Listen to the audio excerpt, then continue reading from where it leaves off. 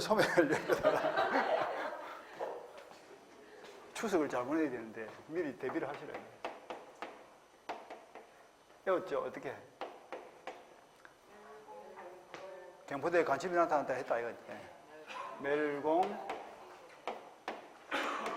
경포, 홍지, 소멸 이렇게 할까? 예?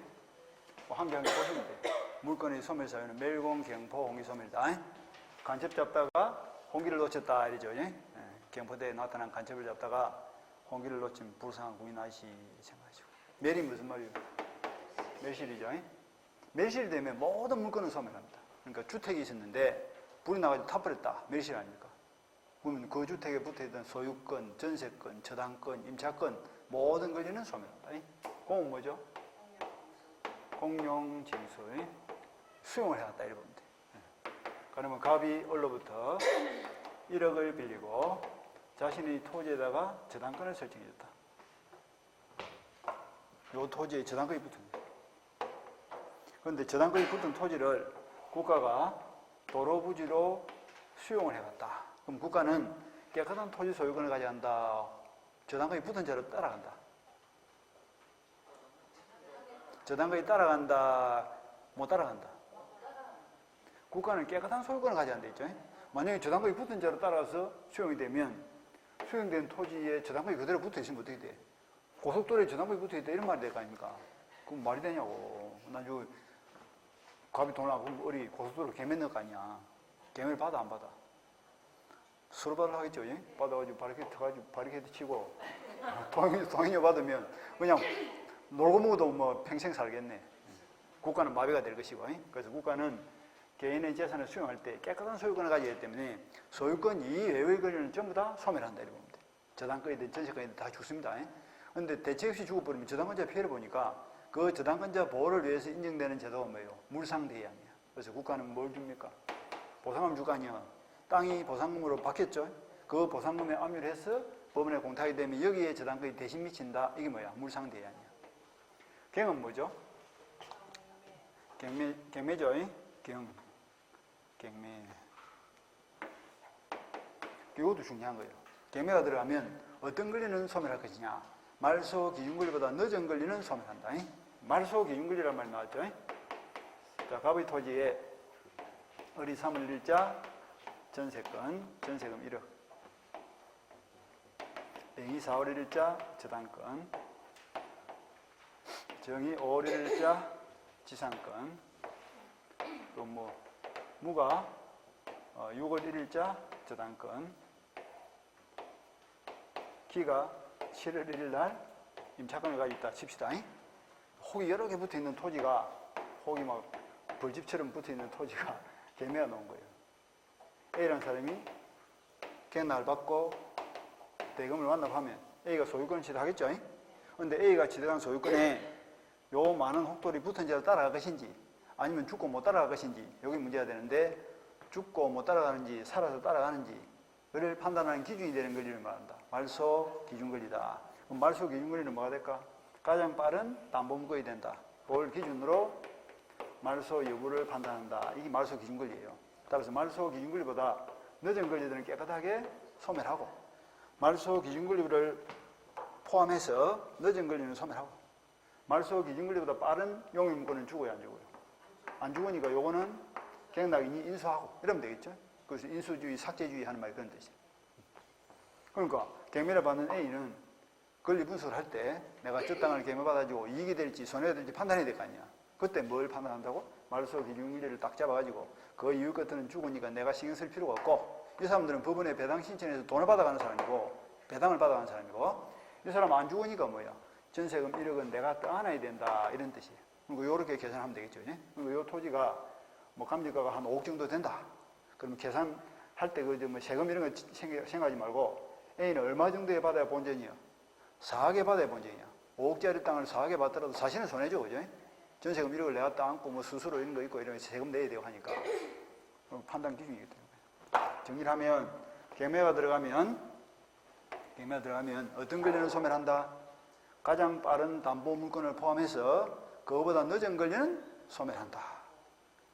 가장 빠른 담보 물건보다 더 빠른 용의 물건은 소멸하지 않고 계매를 받은 사람이 떠안는다. 이렇게 우리가 소멸하는 데 초점 맞추고 있는 거지. 포는 무슨 말이에요? 얘는 별로 중요하지 않죠. 포기입니다. 포기. 어떤 물건이든 포기해야 되죠. 권리 포기하면 다 소멸하는 거예요. 여기 제일 중요한 거예요. 뭐지?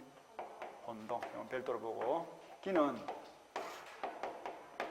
기간 만료인데 물건 8개 중에서 기간이 있는 물건은 3개밖에 없습니다. 그게 뭐지? 용의물건이다. 그지? 용의물건 3개는 기간이 있지만 나머지 물건들은 기간이 없잖아. 그러니까 요 기간 만료는 용의물건 3개에만 해당이 되는 거예요. 가령 전세권 기간 3년이 끝났다. 그럼 어떻게 돼요? 기간이 만료된 것 동시에 전세권 바로 소멸하죠. 근데 소유권, 뭐 저당권 이런 것들은 기간이 있어 없어? 없잖아. 기간이 없기 때문에 기간하고 관계없고. 요거는 뭐냐? 소멸시효죠. 요것도 마찬가지야. 물건 8개 중에서 소멸시효에 걸리는 것은 용의물건 3개밖에 없어. 몇 년? 20년. 그러니까 갑의 토지를 건물을 지을 목적으로 50년 기간으로 지상권을 설정했는데 땅을 빌린 다음에 건물을 안 짓고 있는 거야. 권리 행사를 하고 있다, 안 하고 있다. 권리 행사를 안 하고 있는 상태에서 몇 년이 남았다? 20년이 경과되면 이 지상권은 소멸한다 이런 뜻이죠. 그러니까 지상권, 지역권, 전세권처럼 용의물권 3가지는 20년 소멸시효에 걸립니다. 그런데 나머지 것들은 걸릴 수가 없죠. 소유권은 영구적 권리니까 안 걸리고 점유권은 성질이 급하니까 안 걸리고 나와버리면 바로 소멸하니까. 그리고 2개 빼고 나머지 3개가 뭐냐면 담보물권이에요. 담보물권은 주다 종이다. 종된 권리죠. 그러니까 피담보 채권, 즉 돈 받을 권리인 주체인 주된 권리인 피담보 채권이 소멸하면 따라서 소멸하는 운명이지 담보물권이 독립해서 소멸시효에 걸리지 않습니다. 그러니까 그 5개를 뺀 나머지 3개, 용의물권 3개만 소멸시효에 걸리는 거예요. 용의물권 3개만 소멸시효에 걸린다. 이렇게. 이런 것들은 그냥 요 정도 보시면 돼. 그리고 이제 중요한 건 혼동입니다. 혼동은 열심히 보시고. 책에 보니까 뭐 일본의 멜실, 그 다음에 181페이지 넘어서 공용징수 이런 말 나오죠. 그리고 소멸시효 완성도 마찬가지 181페이지 저 위에 3번에 양으로 3번에 용의물권 돼 있고 20년간 행사하지 않으면 시효로 소멸한다. 그 다음 물건의 포기. 포기하면 다 소멸시효 걸리죠. 물건의 포기는 신경 쓸 필요 없겠죠. 그제? 뭐 볼펜을 쓰다가 쓰레통에 버려버렸다 뭐예요? 그게 소유권 포기 아니야. 그럼 소유권 소멸하는 거지. 근데 청소하는 아줌매가 싱싱한 볼펜을 누가 버렸지 하면서 쭉 갔어. 그건 뭐예요, 그럼? 그건 무주물 선점이지 뭐. 주인 없잖아, 이제. 버린 볼펜이니까 소유자가 없잖아요. 그러니까 주는 사람이 주인이지 뭐. 그게 무주물 선점이지. 그리고 또 소유권 취득하지. 성기 취득 아니잖아, 그제? 청소하는 아줌매가 뭐 한 거예요, 그거? 원시 취득한 거지, 소유권을. 그럼 최초로 원시 취득한 깨끗한 소유권을 취득한 거야. 버린 걸 주었으니까.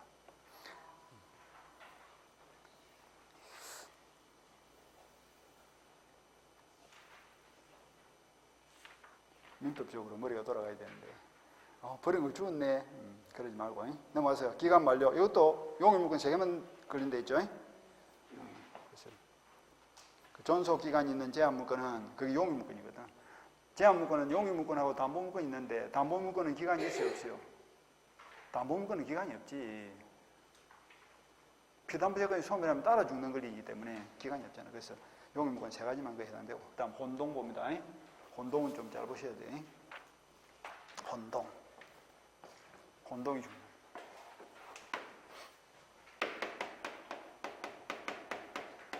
혼이 무슨 말이에요? 혼. 우리 많이 쓰는 말로 혼란스럽다 이런 말 쓰죠, 그지? 혼란이 무슨 말입니까? 막 엉켜가지고 어지럽다 이런 뜻이죠. 혼이 뭐냐? 뒤죽박죽. 동은 무슨 말이죠? 하나로 동질화되었다 이런 뜻입니다. 권리와 권리가 뒤죽박죽돼가지고 하나가 되었다. 통일돼 버렸다 이런 뜻이에요. 통일되었다. 그래서 내가 우리 전에 인문과정 할 때 이런 예를 들었다 이거지. 갑이라는 사람이 수족관에다가 내일 아침에 구거리 먹으려고 대구 한 마리 하고 멸치 한 마리를 넣었다. 그날 저녁 수족관 조용해 시끄러워. 먹으려는 놈하고 안 먹히려는 놈하고 얼마나 발버둥치겠냐. 그게 혼의 개념이야. 한 사람한테 2개의 권리가 들어가면 혼합이 생겨요. 뒤죽박죽 섞이는 거예요. 섞여가지고 뒷날 아침에 보니까 조용해요, 시끄러워요? 조용하죠. 뭐가 없어? 멸치 안 보이잖아 지금. 어디 갔노 이거? 대구 뱃속에 들어가 버렸죠. 이게 혼동이에요. 동이에요. 동. 한 몸이 되어버렸다 이 말이지. 큰 권리와 작은 권리가 1인에게 기속이 되면 큰 권리가 작은 권리를 잡아먹어버려. 그러면 작은 권리가 흡수가 돼서 소멸한다. 지금 우리가 소멸에 초점을 맞추고 있죠. 먹는 게 중요한 게 아니고 죽는 게 중요한 거예요. 왜 죽어? 흡수해서 소멸한 거예요. 작은 권리가 흡수해서. 큰 권리가 작은 권리를 먹어서 작은 권리가 큰 권리에 흡수돼서 소멸하는 걸 말한다. 혼동이다. 섞여서 하나가 되었다. 섞여가지고 흡수된다. 그 물건 중에서 가장 큰 물건이 뭐죠? 소유권이죠. 소유권은 완전한 물건 아닙니까? 이 소유권으로부터 파생된 물건이 뭐예요? 파생된 물건이 뭐냐고? 제한 물건 아니에요. 제한 물건. 아직도 제한 물건에 개념이 안 잡혀 있는 사람이 있네. 소유권은 사용 수익 처분으로 만들어지고, 근데 그 소유권으로부터 사용 수익권이 빠져나가면 뭐가 만들어져? 사용 수익권이 떨어져나가면 용의 물건이 만들어지고, 소유권부터 처분권이 떨어져나가면 담보 물건이 만들어지고, 그러니까 용의과 담보를 합쳐서 말한다. 제한 물건이다. 그러니까 소유권은 전면적 지배권이고, 제한 물건은 제한적 지배권이고, 제한적으로 사용 수익권만 지배하면 용의 물건이고, 제한적으로 처분권만 지배하면 담보 물건이고, 그러니까 용의 물건과 담보 물건은 뿌리가 어디 있는 거예요? 소유권부터 빠져나온 권리예요. 그러니까 소유권은 모권이고, 제한 물건은 자권이고, 부모가 자식을 놓듯이 제한 물건은 소유권부터 태어난 것이다. 이렇게 생각하면 되겠네요. 그러니까 본질이 같아 해달라. 본질이 같으니까 만나면 반가워 안 반가워? 반갑지. 엄마하고 자식은 DNA 구조 99.9% 일치되니까 만나면 그냥 끌리게 돼 있다고. DNA 구조 같으니까. 사람도 만나면 끌리는 사람이 있고 안 끌리는 사람이 있어. 끌리는 사람은 어떻게 해요? 지하고 뭐가 맞는 거야 그게. 안 끌리는 사람은 안 맞는 거예요. 그러니까 결혼을 해도 누구하고 하노? 안 끌리는 사람하고 한다고? 끌리는 사람은 할 거 아니에요. 그래 구조가 비슷해야 그게 잘 산다니까. 구조가 틀어진 사람들끼리는 푸시나도 잘 안 사라져 그게. 그래서 결혼 제도 중에서 이 중매 제도는 내가 볼 때는 별로 안 좋은 제도인 것 같은데. 근데 그래도 어떻게 옛날에는 뭐 억지로 살았잖아. 요즘은 억지로 살아 안 살아? 왜 억지로 살겠냐고. 아까운 인생을. 그러니까 억지로 안 살잖아. 자유롭게 사는 거야. 인간이 가지고 있는 본성 중에 제일 중요한 게 뭐예요? 자유야. 근데 이 자유를 우리가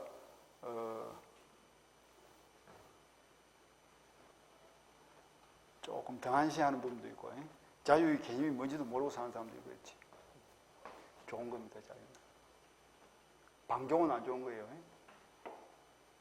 그게 참 헷갈려. 이 방종과 진정한 이 자유의 경계선이 뭐하니까.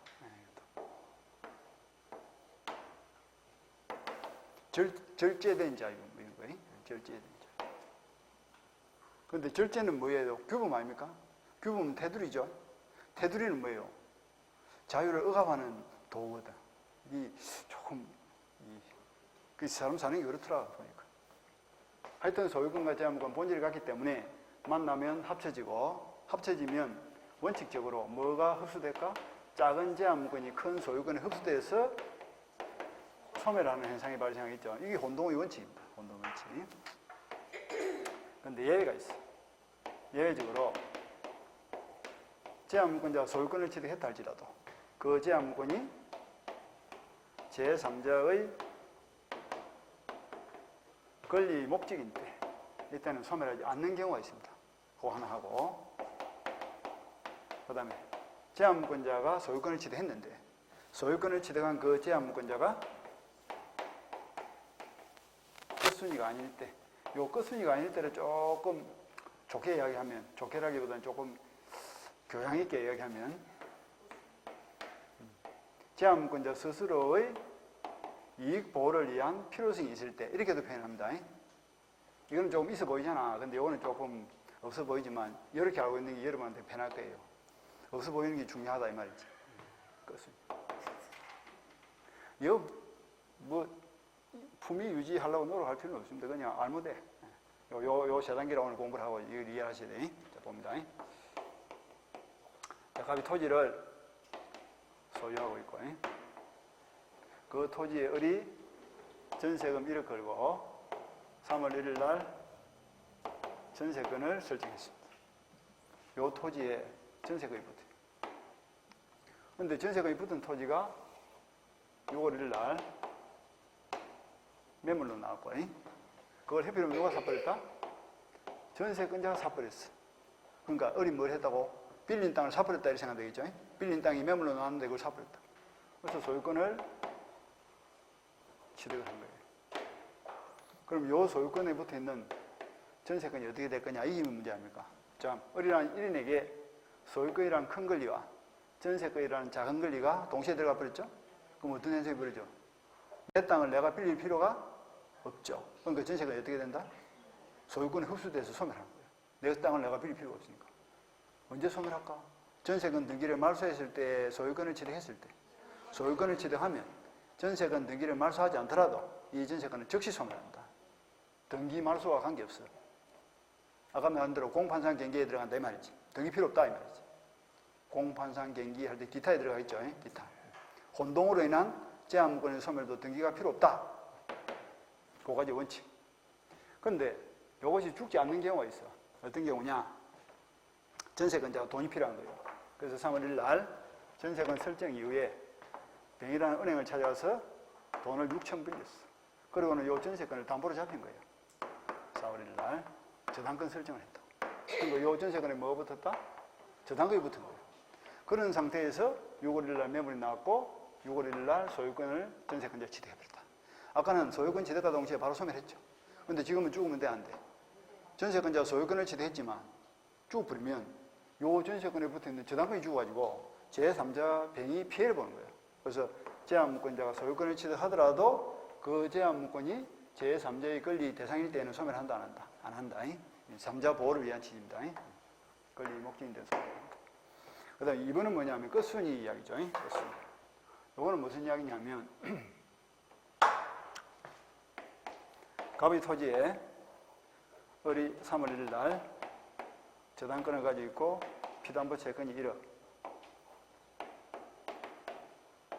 병이 4월 1일자 저당권을 또 가지고 있고 피담보 채권이 7천 걸려 있습니다. 이 토지에 지금 혹이 몇 개 붙었어요?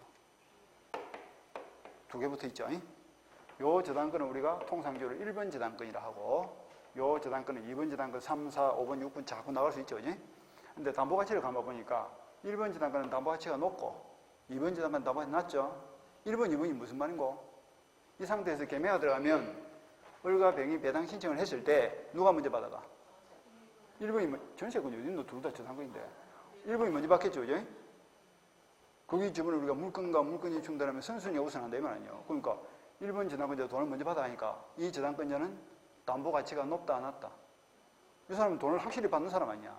근데 이 사람 1번이 받아가고 남은 돈 있으면 받아가고 돈 남은 거 있으면 병은 돈 못 받는 거예요. 그러니까 병이 가지고 있는 저당권은 담보가치가 낮은 저당권이고 을이 가진 저당권은 담보가치가 높은 저당권이고 이렇게 생각하면 되겠지.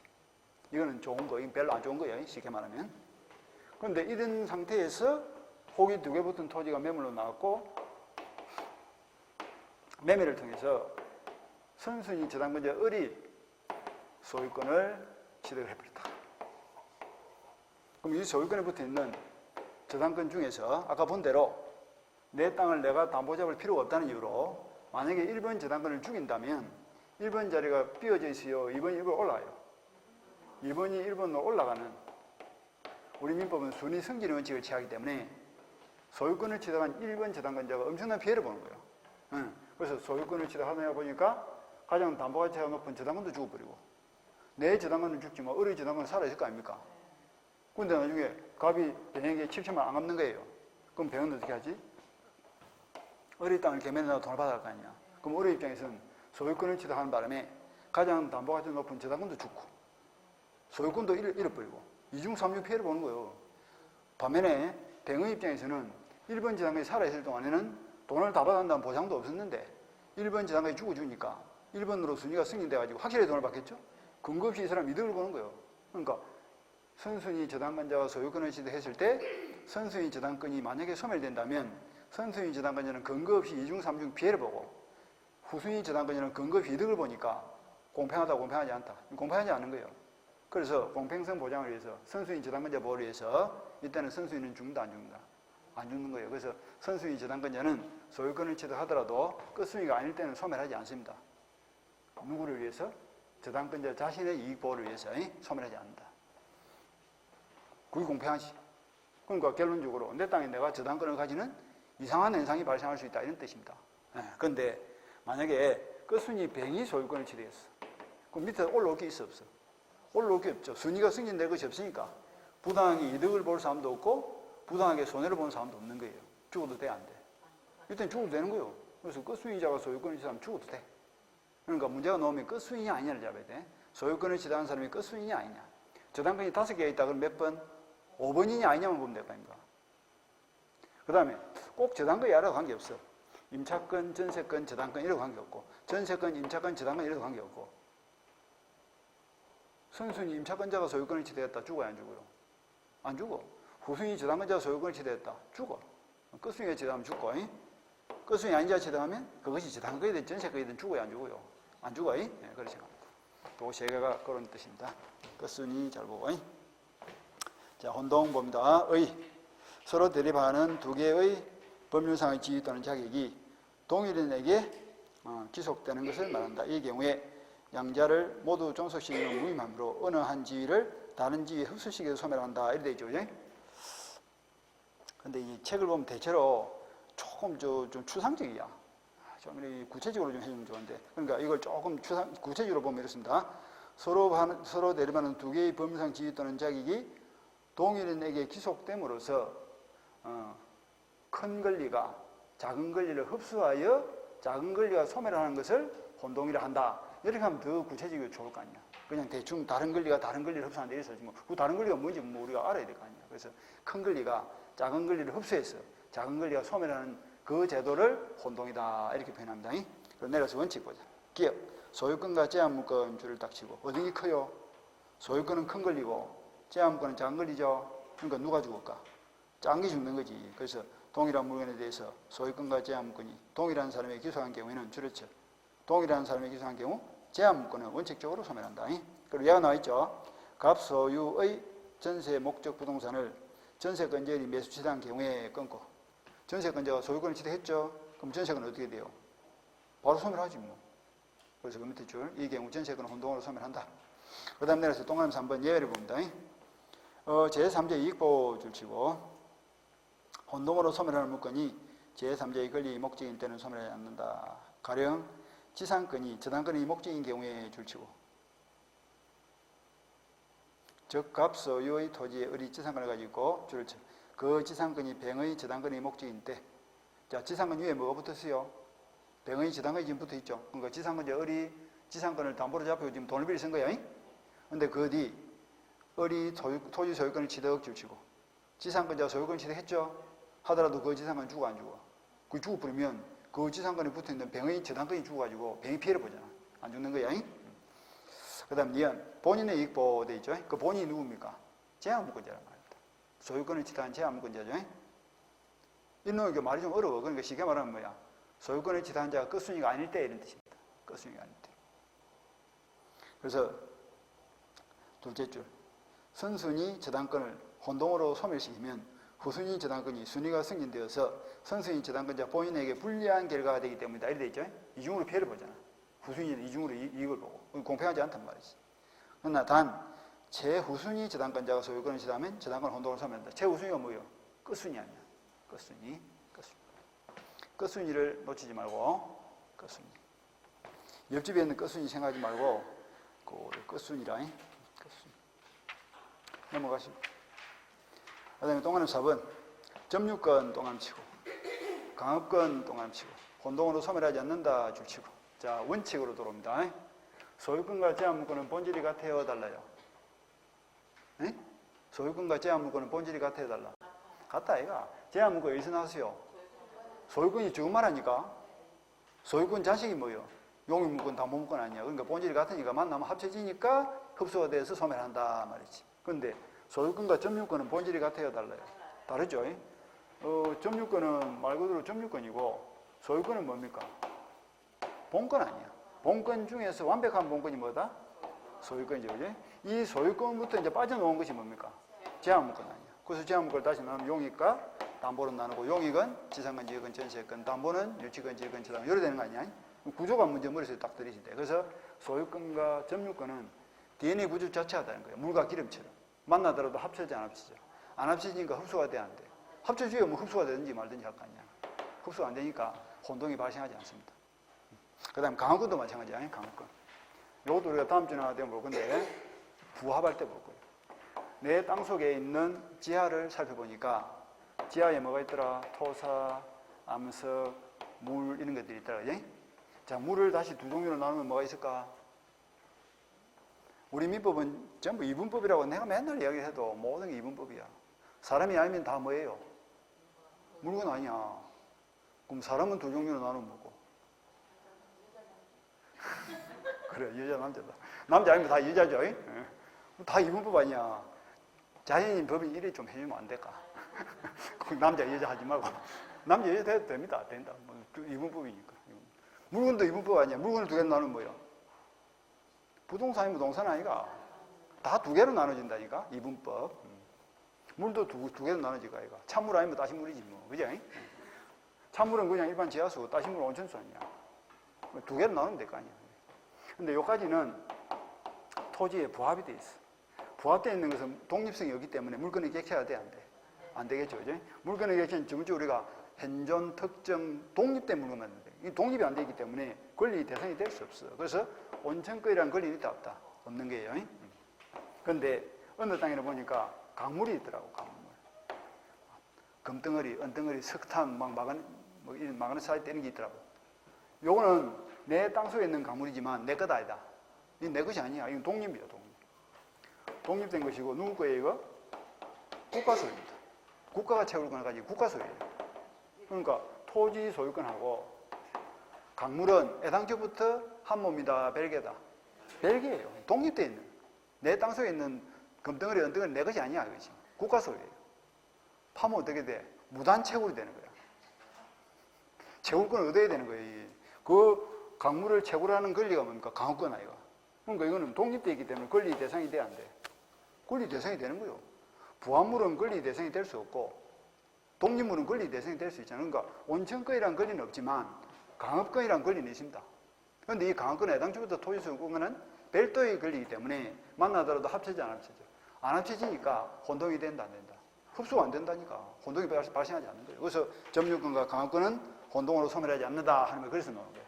이 본질을 잘 따져야 돼. 왜 안 되는지를 그렇게 이해를 하시라고. 그 다음에 혼동의 효과. 혼동해야 물건의 소멸은 절대적이다. 그건 무슨 말이냐면 6월 1일 전세권자가 소유권을 지다하면 이 전세권 등기를 말소하지 않더라도 바로 소멸합니다. 절대적이다. 즉시 소멸하고.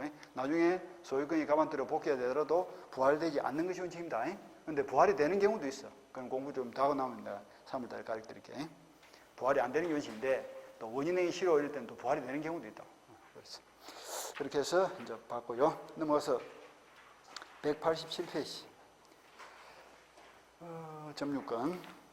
점유권을 기초만 좀 보고 싶시다. 점유는 그 앞부분은 별로 안 중요하고 뒷부분이 중요해요. 앞부분에서 시험을 직접 물어보진 않으니까 앞부분은 뭐 하면 알게 될까? 개념을 대충 이런 것이구나 라고 알고 오시면 된다고. 점이 무슨 말이죠?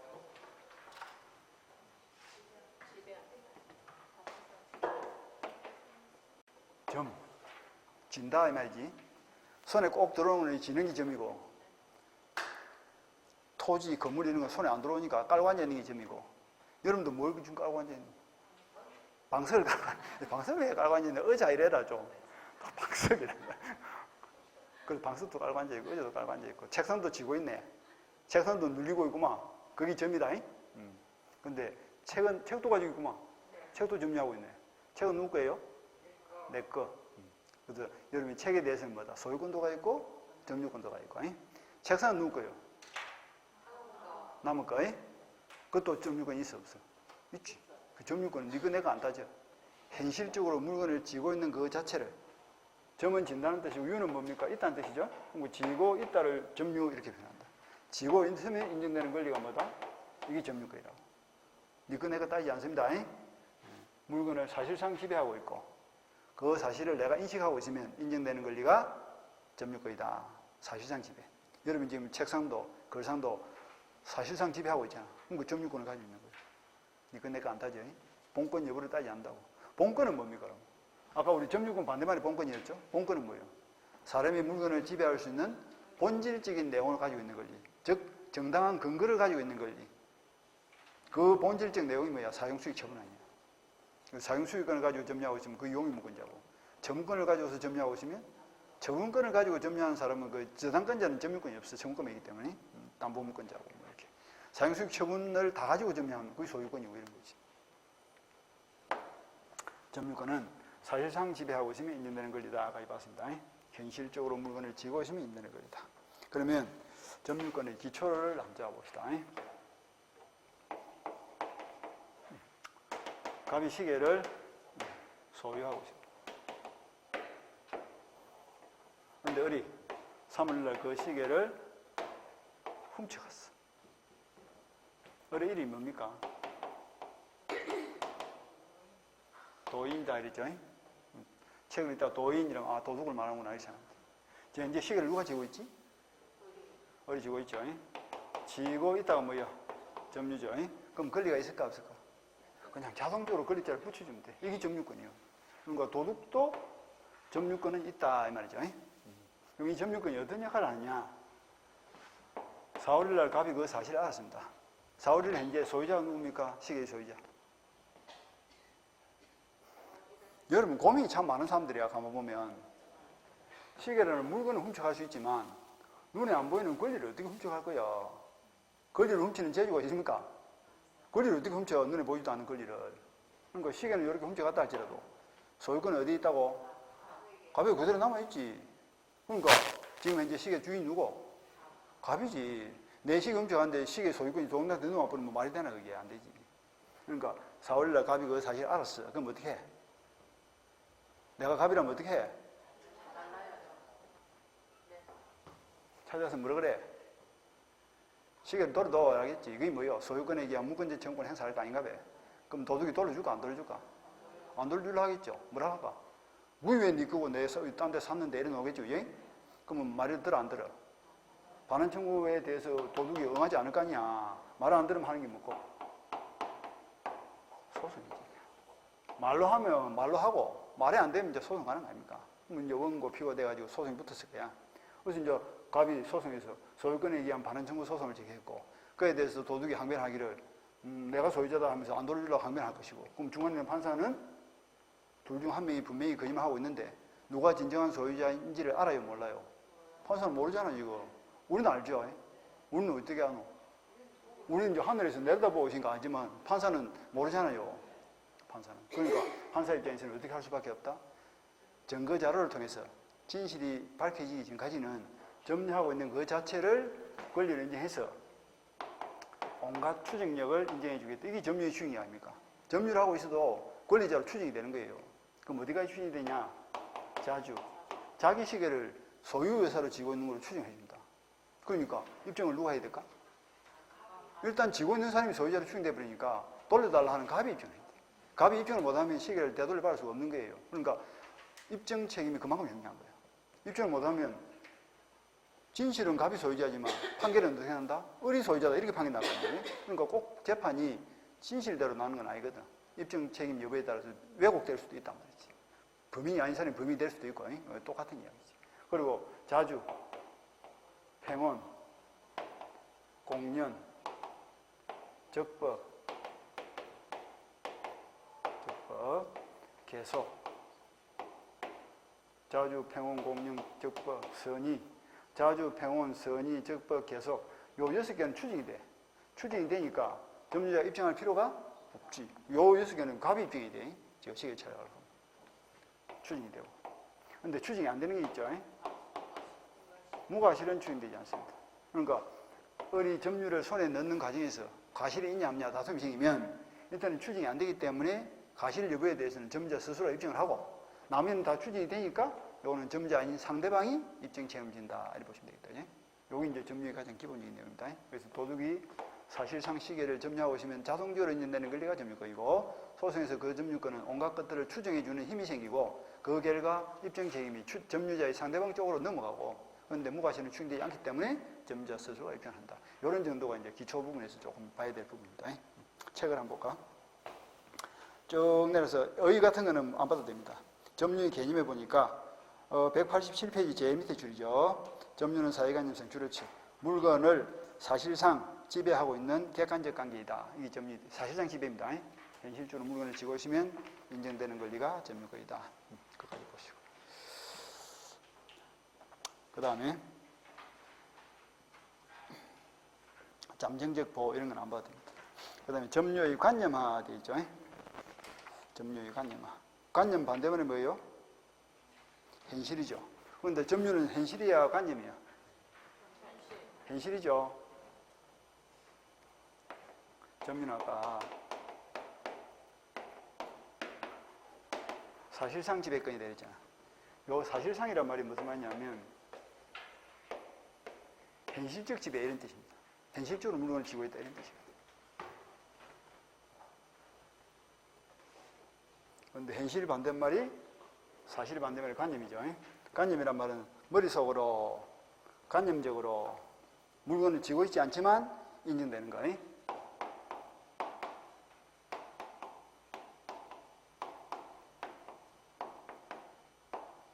현실적으로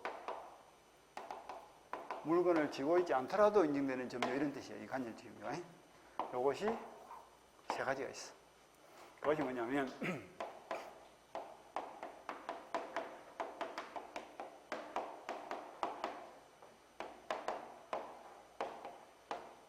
점유 보조자를 통한 점유가 있고, 그 다음에 간접 점유가 있고, 그 다음에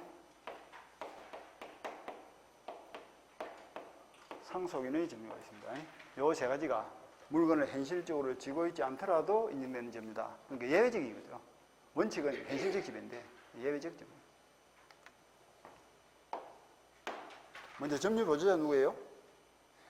느낌상으로 그 점유자가 아니란 말이죠. 그죠? 점유자를 보조해주는 사람.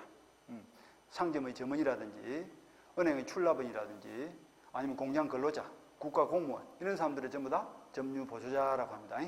그런 사람들은 물건을 쥐고 있더라도 점유권이 있어 없어? 없고 그를 통해서 지시를 하는 점유주가 점유권을 가진다 이렇게 보시면 돼요. 자, 예를 들면 갑이라는 사람이 슈퍼 주인입니다. 편의점 주인이다. 어려운 사람이 알바생이에요. 알바를 합니다. 아르바이트. 슈퍼 주인이 어느 데 심부름을 시켰어요. A 집에다가 콩나물 한 박스 배달하고 오느라 이렇게 시켰다니까. 콩나물 뭐 라면 할까? 라면 2박스 배달해라 시켰다니까. 그러면 슈퍼 점원이 라면 박스를 들고 라면 박스를 들고 출발했어. 지금 라면 박스를 누가 쥐고 있지? 슈퍼 점원이 쥐고 있죠. 그런데 슈퍼 주인이 지시를 하면 점원은 무슨 관계? 복종을 해야 되는 관계죠. 지시 복종 관계입니다. 따라서 점원을 보고 출발한 뒤 한 5분 지나고 나서 A가 전화 와가지고 오는 길에 두부도 한 두무 사다 주세요 이렇게 된 거예요. 그러니까 가면 보고 다시 전화해 돌아가지고 두부도 두무 다시 가져가라 했을 때 점원이 말을 들어야 돼 안 들어야 돼? 들어야지. 와서 두부로 가져가야지. 아마 시끄러워서 내가 이면 길 따라서는 못 가요 이제. 알았어 주인 네가 가져가라. 돼 안 돼? 그러면 내일부터 오지 마라 이러지. 그걸 두겠냐고. 지시를 하면 복종해야 돼. 그래서 점유를 현실적으로 하는 사람은 어리지만 점유는 누가 한다? 지시를 하는 이 사람 우리가 점유주라고 합니다. 점유주가 점유권을 가지는 거예요. 만약에 점원에게 점유권이라는 권리를 줘버리면 말을 들을까 안 들을까? 말을 안 들을 거 아니에요. 나도 권리자인데 말 안 들을 거 아니에요. 그래서 이 사람한테는 점유권을 주지 않고 뭘 준다? 점유자를 보조하는 자의 지위밖에 안 주는 거예요. 따라서 점유권은 갑이 가지고 복종을 하는 사람은 보조자의 지위밖에 없기 때문에 점유권이 있다 없다? 점유권은 없어. 점유권이 없으니까 점유권에 기한 물권적 채용권도 있다 없다? 물권이 있어야 물권적 채용권이 있을 거 아니야. 그러니까 점유권에 기한 물권적 채용권, 즉 보호 채용권도 인정이 안 된다. 안 된다. 그런데 숲에 도둑이 들어가지고 라면 박스를 훔쳐가는 거예요. 그러면 점원이 가만 보고 있을까? 가서 도둑놈한테 가서 라면 박스를 뺏어올 수 있을까? 뺏어올 수는 있겠죠. 그걸 말하지? 자력구제권이다. 이 자력구제권이라는 것은 자기 스스로의 힘으로 누구를 위해서? 점유주를 위해서 권리를 구제할 수 있는 그 힘은 인정을 해주겠다. 그래서 점유보호자는 점유권은 없고 따라서 점유보호 청구도 없고 하지만 자력구제권은 있다. 이렇게 정리합니다. 점유권 누가 있다? 점유주가 있는데 이 점유주의 점유권이 무슨 점유다? 간접적 점유다. 그래서 점유 보좌를 통해서 점유주가 가지고 있는 이 점유는 현실이다. 간접입니다. 물건을 라면 박스를 지금 주인이 안 주고 있더라도 점유권이 있는 거예요. 그걸 갖다 우리가 간접적 점유다 이렇게 표현합니다. 점유 보좌를 통해서 간접적으로 점유하고 있다는 뜻이야. 이 간접적. 그것이 양가로 1번 이야기입니다. 그래서 개념을 보니까 기억에 점유 보좌는 가사성, 영업상 기타 유사관계에 있어 주를 쳐 타인의 지시를 받아서 물건에 대한 사실상 지배를 하는 자, 점원을 생각하시면 되겠죠. 그래서 예컨대 가정부나 상점의 점원이 그러한 지이다. 그리고 이때 점유 보유자는 물건을 사실상 지배하고 있지만 점유자가 될 수 없고 오로지 점유 보유자의 지시를 행하는 타인, 상점 주인이 점유권을 가지고 있고 점유 보유자는 기업, 점유권이 없기 때문에 점유권에 기한 허로로서 점유 보호 청구권도 인정이 안 됩니다. 하지만 이것에 점유를 위해서 뭐는 된다? 자력 구제권은 인정이 된다. 이렇게 보시면 됩니다. 물권적 청구권도 안 됩니다. 그다음에 간접 점유.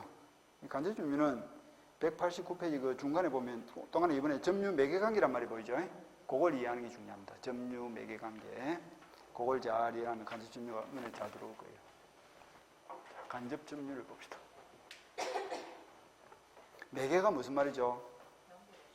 연결시켜 준다. 이렇게 표현합니다.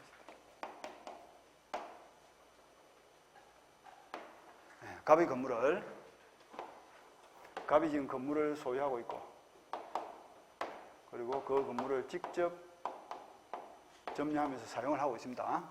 자기 건물에 자기가 살고 있다. 그런데 어디 와서 하는 말이 내가 1억을 줄 테니까 당신 건물을 3년간 빌려주세요.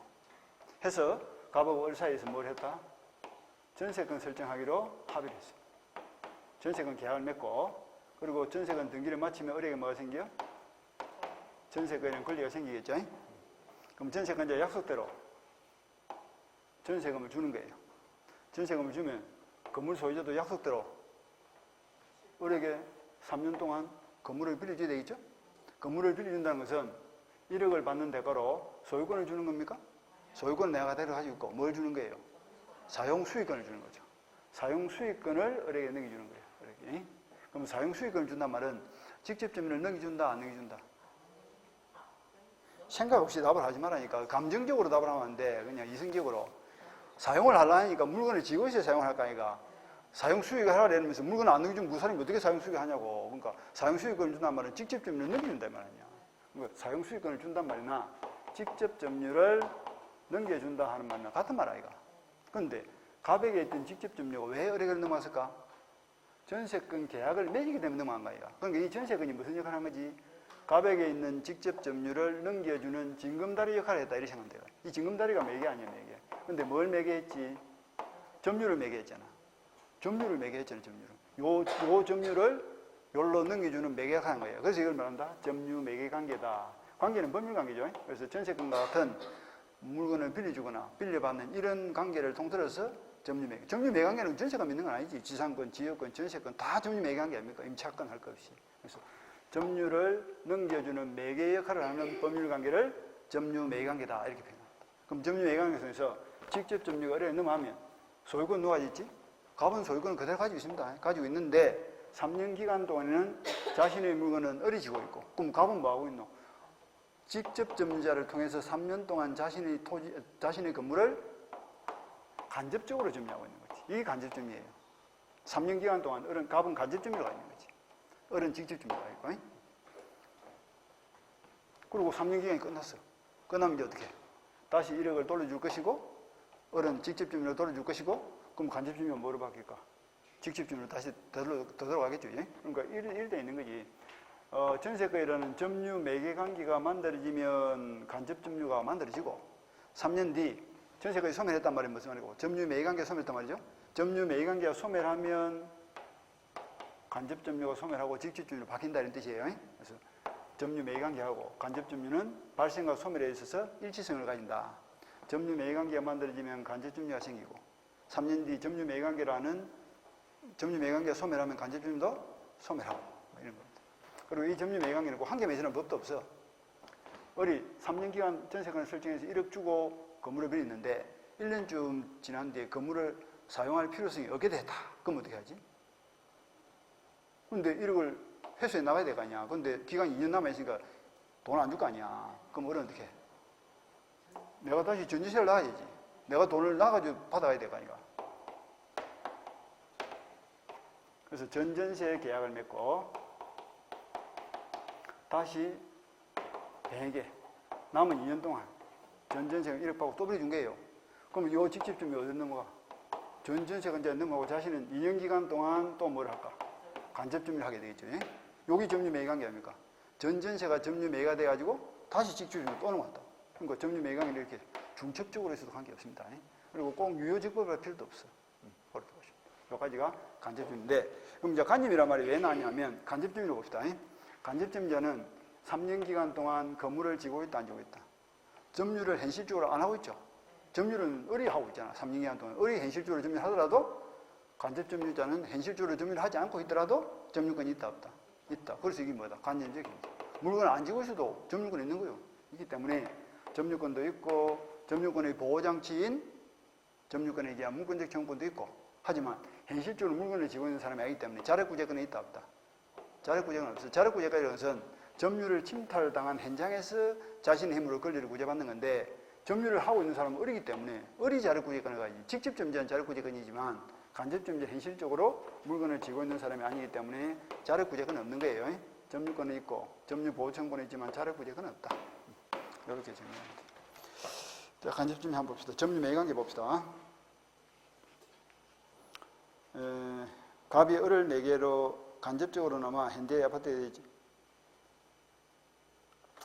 올라가서 니은부터 봐야 되겠네. 개념에서 니은. 가령 갑 소유의 아파트를 을이 임차하여 점유하는 경우에 끊어주고. 자, 갑은 뭐예요? 간접점유자. 을은 뭐예요? 직접점유자죠. 임차가 뭐예요? 점유 매입관계 아닙니까? 임차거래라는 점유 매입관계를 통해서 갑의 직접점유가 임차인 을에게 지금 넘어갔다 이 말이지. 그 아파트를 사실상 지배하고 있는 것은 을 직접점유자이지만 이 아파트를 직접 지배하고 있지 않는 갑에게도 을의 점유, 즉 직접점유를 매개로 하여 점유를 인정한다. 그래서 갑의 점유가 무슨 점유다? 간접점유다 이 말이지. 그리고 동안에 2번도 기업, 점유 매입관계 인정되기 위해서는 반환 청구권을 가져야 한다. 이게 점식은 3년기에 끝나면 이제 돌려주세요 이래야 된다 이런 뜻이고 그 밑에 줄 간접점유자와 점유 매입자 사이에 유효한 법률관계가 있어야 되는 것도 아니다. 점유 매입관계는 꼭 유효 적법할 필요도 없고 그리고 니은에 보니까 을이 아파트를 3년 빌렸는데 1년 뒤에 이사를 가게 됐다. 그럼 2년 기간 동안 아파트를 사용할 수가 없으니까 그렇다고 해서 보증금을 그대로 묶어놓고 할 수는 없으니까 뽑아놔야 될 거 아니에요. 그래서 뭘 했다? 전대를 했다 이렇게 돼 있죠. 아까 전전세를 했단 말이나 전대를 했단 말이나 이게 뭐야? 그것도 또 점유 매입관계 아닙니까? 그래서 계층적으로 점유 매입관계에 중첩될 수도 있다. 그 다음에 효과만 잘 보면 됩니다. 간접점유도 점유권이 있어요, 없어요? 점유권을 가지고 줄치고 점유권이 있으니까 그 보호장치인 그 밑에 줄 점유 보호청구권도 가집니다. 점유 보호청구권이 물권적 청구권 아니고요. 가집니다. 그 다음 니은은 별것이 없어요. 직접 점유자가 점유를 하고 있는 동안에 제3자가 침해를 해서 건물 사용을 방해하고 있다. 그러면 직접 점유자는 방해자에게 건물을 나한테로 돌려주세요 하면 되겠죠. 근데 간접 점유자는 어떻게 해요? 을에게 돌려주세요 하면 되지만 나한테 돌려주세요 하면 돼? 안 되겠죠. 예?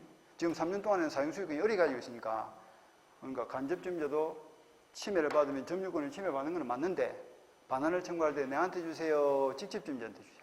직접 점유자에게 반환을 요구할 수 있고 근데 직접 점유자가 반환받기를 거부하거나 반환받을 수 없을 때는 어떻게 한다? 내한테 주세요 이러면 되겠죠. 그런 이야기입니다. 그 정도 보시고 그 다음에 상속인의 점유 넘어가서 상속인의 점유도 뭐 크게 중요한 건 아닌데 사망과 동시에 포괄승계가 무슨 말입니까? 그대로 몽땅 넘어가는 거 아닙니까? 예? 포괄승계거든. 사망과 동시에 피상속인이 가지고 있던 모든 권리가 그대로 몽땅 넘어갑니다. 예? 시간도 걸려 안 걸려? 시간도 1초도 안 걸리는 거예요.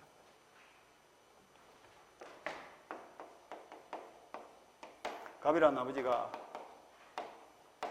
시계나 토지나 뭐 부동산, 동산을 가지고 있는 상태에서 3월 10일 날 사망을 했고 사망과 동시에 상속이 개시될 텐데 그에게는 을이라는 자식이 한 명밖에 없어. 근데 해외 출장 중에 아버지 사망 소식을 듣고 3월 12일 날 국내로 들어와서 요 시계를 손에 넣은 거예요. 그럼 요 시계에 대한 점유권이 어떻게 변동이 되는가 봅시다. 아버지가 사망 당시에 시계를 차고 있으니까 뭐예요? 직접 점유를 가지고 있는 상태에서 사망을 했죠. 그럼 상속과 동시에 시계의 소유권은 어디로 갑니까? 자식한테 넘어가겠죠. 근데 시계의 소유권은 3월 10일 날 내가 시계가 있는가 없는가 몰라도 관계없어. 소유권이 바로 넘어갔어요. 근데 시계를 현실적으로 손에 넣은 건 뭐예요? 3월 12일이죠.